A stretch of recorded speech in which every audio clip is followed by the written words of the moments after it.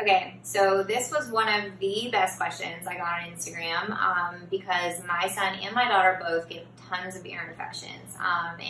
If you guys saw my post this week, I had a really tough moment because my daughter had a double ear infection, 100-degree fever, and all this stuff. And, this is just something that moms deal with constantly. So one of the questions was, if your child gets frequent ear infections or kids that are sick, they get antibiotics all the time, and they said that they had heard that there was some links between amoxicillin, which is probably the most commonly used antibiotic, as long as you're not allergic to penicillin, and tooth development. And so this was something that I actually had not heard of and is a really smart question. And so what do you know about that, and what is too much amoxicillin, and what are you seeing in your patients? Yeah. It is such a great question, and it's hard.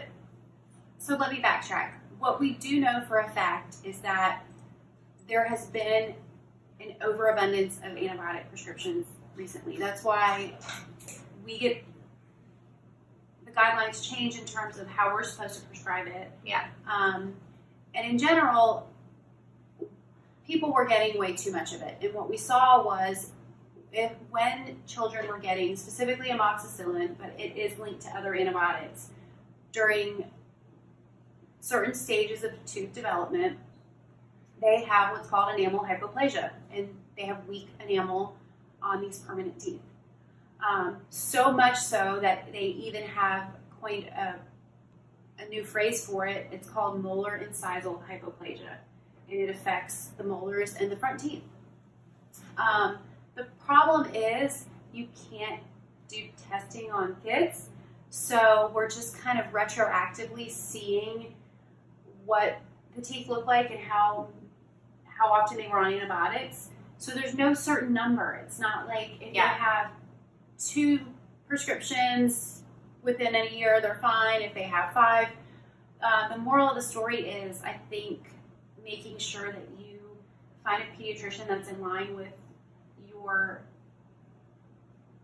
opinions. And I know it's hard when your child is sick and you want to help them. You don't want them to suffer, but not every single ailment needs an antibiotic. Sure.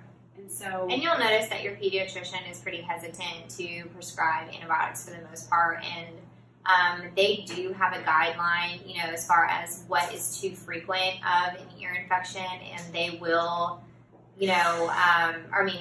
without getting tubes. And one of the things that Brittany said is maybe have this conversation with your doctor. If your kid is getting tons and tons of ear infections and is always on antibiotics, maybe it's time to talk about should we get tubes in the ears instead of doing antibiotic therapy and all these different things. So just being aware, I think, is the most important thing. Obviously there's things that are out of your control, but if you're aware and and you're having that talk with your doctor and things like that, then at least you can make informed decisions. You guys can make decisions together. I know personally I had tubes in my ears when I was a kid.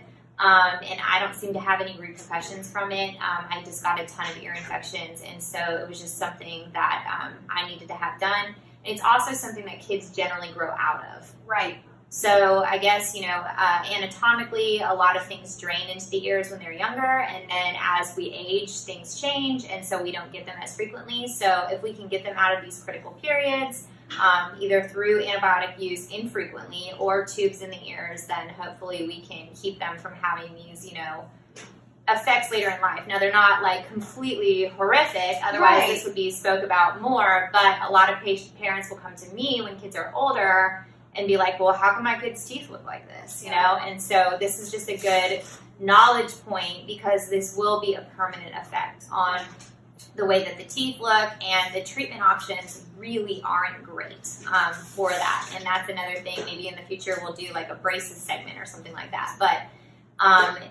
any type of enamel changes or anything like that is really not easily fixed. And so those are the things that I'm always stressing to parents, hygiene and things like that, because once cavities start in certain areas of the teeth, some of them are easily fixed and some of them are not easily fixed. Yeah. So I just want to thank you guys for all of your questions. I actually learned a ton. from this, and I feel so much more comfortable talking to younger patients and things like that. So this was actually a really good exercise for me. Thank you so much, Yes, Brittany. I thought you did welcome. such a great Thank job. you.